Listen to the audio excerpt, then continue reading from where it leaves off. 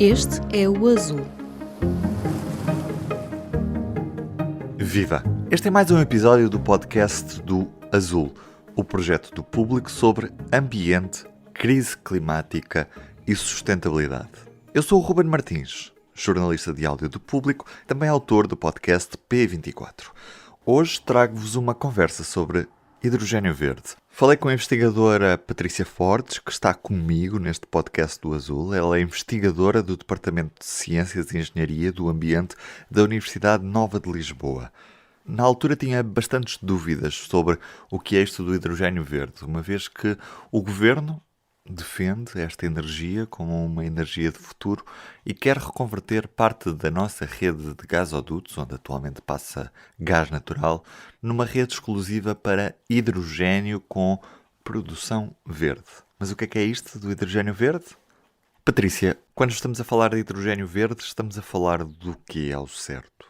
Nós estamos a falar de hidrogênio que é produzido através de fontes renováveis e, nesse caso, poderá ser eletricidade renovável, mas também poderia ser biomassa. Mas em Portugal o que está sobretudo assente como hidrogênio verde é hidrogênio produzido através de eletricidade renovável. Basicamente é isso que está a ser considerado. E o que é que depois, tendo esse hidrogênio produzido através dessas fontes renováveis, o que é que podemos fazer com ele? Ou seja, quais é que são as aplicações desse hidrogênio? Então o hidrogênio pode ser usado como uma fonte de energia, por exemplo, pode substituir o gás natural, por exemplo. Claro que não pode substituir de forma leviana, ok? Tem que haver uma adaptação sempre de equipamentos e tudo mais. Tem características distintas, mas pode ser usado como fonte de energia, não é? Como pode ser, por exemplo, nos transportes, sobretudo o que poderá ter um papel muito importante é os transportes de longa distância. Isto porquê? Bem, eu se calhar não estou a explicar isto de forma muito clara, porque há determinados setores cuja eletrificação, não é, poderá ter dificuldades, quer questões técnicas, quer por questões muito económicas, e portanto é necessário pensarmos em alternativas.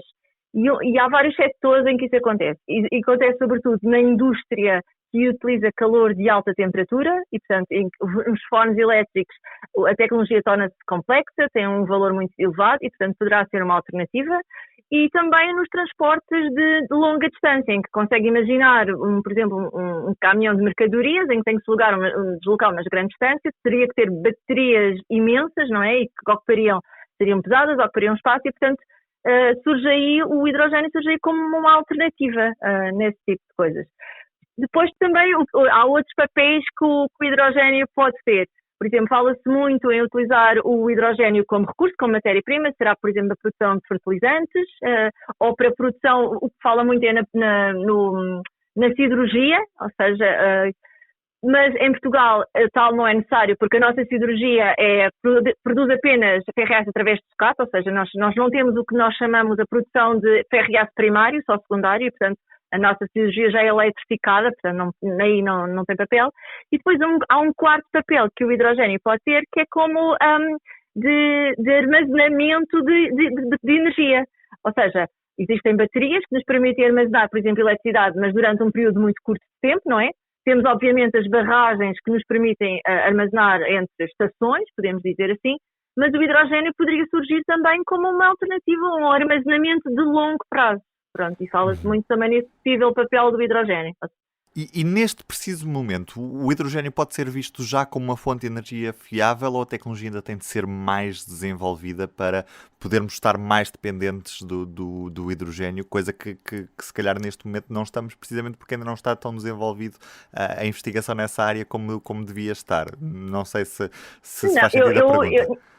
Sim, faz muito sentido e depende muito dos usos, eu diria. Por exemplo, no caso dos transportes, já existem veículos, por exemplo, o Japão é pioneiro nisso, não é? Já existem veículos a fuel cell, ou seja, fuel cell significa que utiliza o hidrogênio, também já existe a produção de hidrogênio através de eletrólise,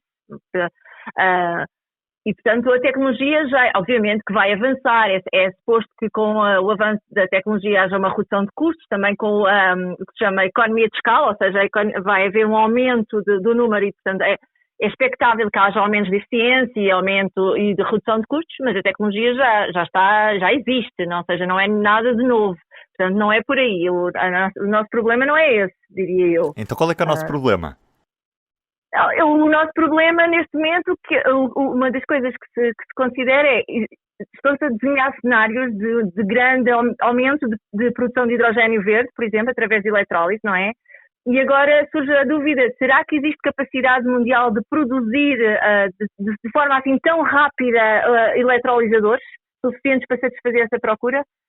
Isso é uma dúvida que pode surgir, não é? Obviamente que o mercado adapta-se, não é?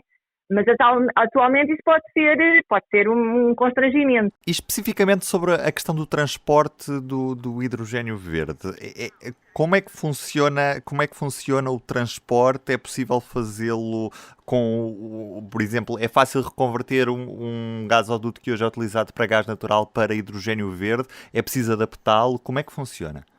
Então, pronto, isso tem muitas características.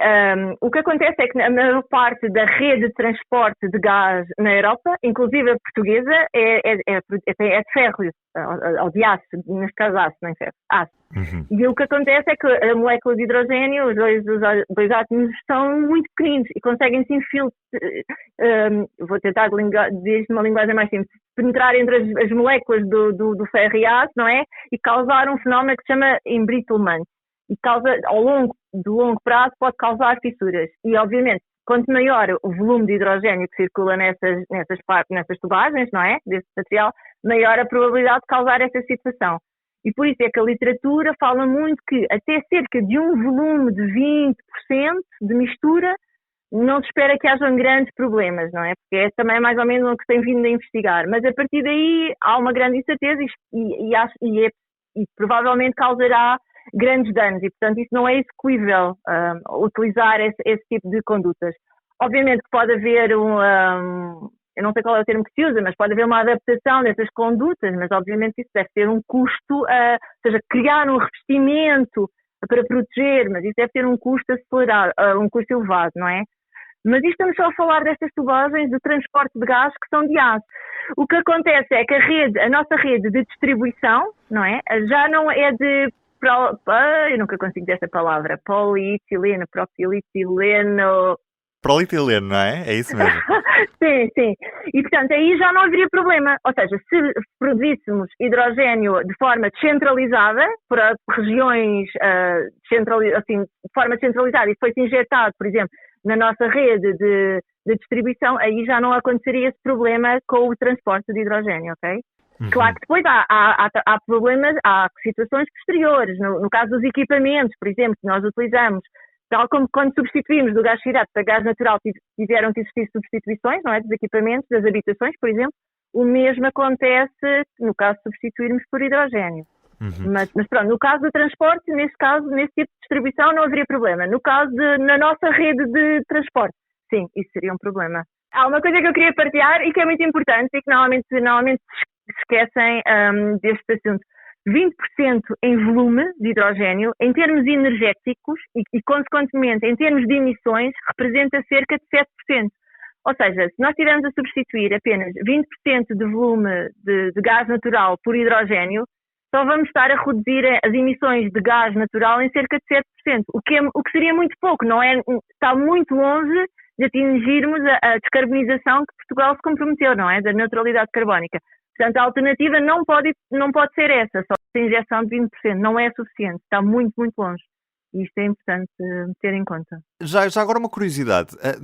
Estamos a falar muito neste corredor que vai de Barcelona a Marselha, mas se não há qualquer ligação entre Barcelona e Portugal que seja compatível com a passagem de hidrogénio, também não é competitivo para nós nesta fase este corredor verde, não nos serve de muito, certo? Não, o que eu acho é que simultaneamente tem que haver também o transporte nacional, não é? Que ligue a essa rede. Há uma coisa que é, a grande percentagem do custo do hidrogénio está a ser associado ao custo da eletricidade. E Portugal e Espanha, pelas condições naturais que têm, essencialmente solar, não é? Nós temos condições para produzir eletricidade a um custo muito baixo. E por isso é que Portugal é competitivo. Por isso é que o governo quer apostar nesta possibilidade de exportação de hidrogénio. Porque nós, de facto, comparativamente com o norte da Europa, conseguimos produzi-lo de forma a um custo mais baixo, ok? Claro que, obviamente, temos que sempre competir com o Norte da África, que tem as mesmas condições, não é, que nós.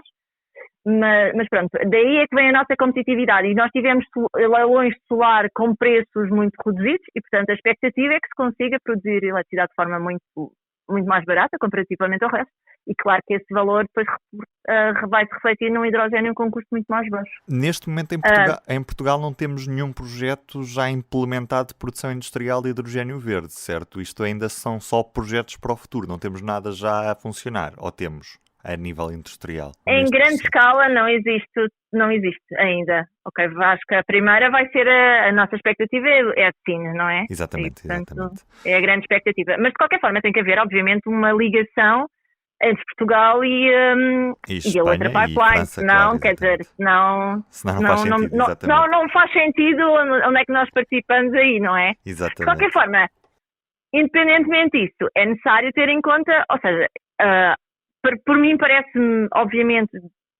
à partida pode-nos parecer uma excelente ideia, não é? Exportarmos hidrogênio, mas é necessário um estudo mais aprofundado. É de facto competitivo para nós fazermos isso? Quais são as consequências de estarmos a utilizar os nossos recursos naturais? Nós estamos a usar os nossos recursos naturais para produzir hidrogênio e para exportar. Nós também precisamos desses mesmos recursos para produzir o hidrogênio para nós próprios, não é? Portugal, para a nossa descarbonização e para a eletrificação da economia. Será que é possível, existe potencial para tudo isso? Não digo em nível de recurso, não é? Mas a nível de investimento para satisfazer todas essas necessidades? Quais são os impactos associados a isso? O que me faz confusão nesta decisão é, houve algum estudo profundo que avaliou tudo isto? Sim ou não? Pronto, é essa a dúvida que nos surge. Será esta a melhor alternativa? A investigadora Patrícia Fortes, numa entrevista conduzida pelo Ruben Martins. Pode ouvir o meu colega no podcast P24 com as notícias do dia e também no Sobre Carris sobre temas de ferrovia. E como é habitual, aqui no podcast do Azul ficam as nossas sugestões do que pode ler no nosso site. Na última semana temos acompanhado as consequências do mau tempo, em particular em Lisboa. Daniel Dias, do Azul, conta que o dia 13, terça-feira, foi o dia de dezembro em que mais choveu em Lisboa desde sempre. Que é como quem diz, desde que estes valores são recolhidos, mas já lá vão muitas décadas. No Azul e também nas outras secções do jornal, continuamos a acompanhar o impacto das cheias na população e na economia da cidade. Mas também procuramos as razões para que a chuva cause tantos estragos ano após ano e o que é que as autarquias estão a fazer ou a adiar para mitigar o impacto destes fenómenos climáticos. Dezembro é também a altura em que o frio aperta, mas nestes tempos de crise energética, como aquecer a casa no inverno sem gastar muito dinheiro? Não há soluções milagrosas, mas a Andreia Azevedo Soares reuniu algumas dicas de especialistas. A fechar as nossas sugestões de leitura, um mistério por desvendar. Mais de 70 aves mortas deram à costa em Peniche. O que terá matado estas tordas mergulheiras? A Ana Silva esteve à conversa com investigadores que têm algumas teorias, incluindo soluções para evitar que volte a acontecer. Uma história para ler em público.pt/azul. Se gostou de ouvir este episódio, siga o podcast na sua aplicação preferida para não perder o próximo. Se tiver sugestões de temas e entrevistas, envie para o e-mail aline.flor@publico.pt. O podcast Azul é editado por mim, Aline Flor, e volta daqui a 2 semanas. Até lá!